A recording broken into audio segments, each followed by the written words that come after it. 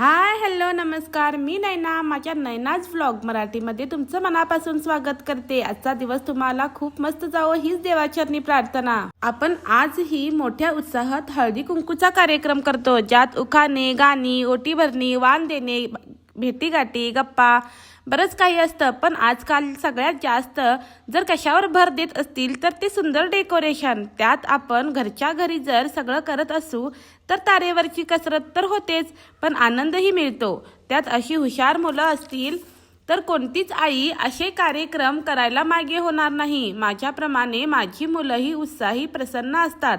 बऱ्याच घरच्या साफसफाईपासून ते डेकोरेशनपर्यंत अगदी आनंदानं करतात. त्यात त्यांची क्रिएटिव्हिटी तर अप्रतिमच. या लहान डोक्यांना जे सुचतंय कदाचित ते आम्हाला सुचलं नसतं. इतकं सुंदर कलाकृती. मम्मी असं नको, आपण या पद्धतीने करू, असं आनंदाने सांगून माझी मुलं मला मदत करतात. त्यांचं करावं तितकं कौतुक थोडंच आहे. आम्ही घरच्या घरी क्राफ्ट पेपर वापरून मुलांनी पतंग तयार केले. त्यावर घरीच असणारे माझे काही बांगड्यांचे डेकोरेशनचं सामान वापरून आम्ही त्याच्यावर हळदी कुंकू असं लिहिलं.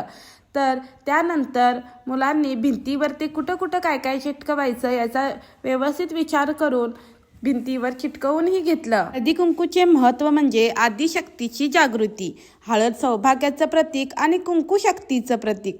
हळदी कुंकू लावणं विश्वातील आदिशक्तीच्या निष्क्रिय तरंगांना जागृत करण्यासारखं आहे. यामुळे व्यक्तीच्या मनात सगुण भक्तीची छाप पडते आणि देवाबद्दलची भक्तिभाव वाढतो. एक स्त्री दुसऱ्या सुहासिनीला हळद कुंकू लावते आणि वाण भेट देते.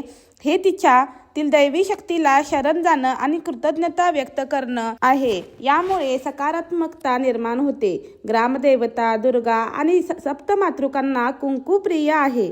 हे मांगल्य आणि सौभाग्याचं ऊर्ज दर्शवते. अशा प्रकारे मुलांच्या मदतीने आम्ही घरीच पतंग बनवलेले आहेत. त्याप्रमाणे घरातच हे सर्व सामान वापरून या पद्धतीनं सर्व डेकोरेशन करून घेतलेलं आहे. तर आता बायकांना बोलवणे किंवा बाकीचे जे काही अजून काय आहे ते मी सगळं उद्याच्या व्लॉगमध्ये शेअर करीन. तेही बघा. तोपर्यंत धन्यवाद.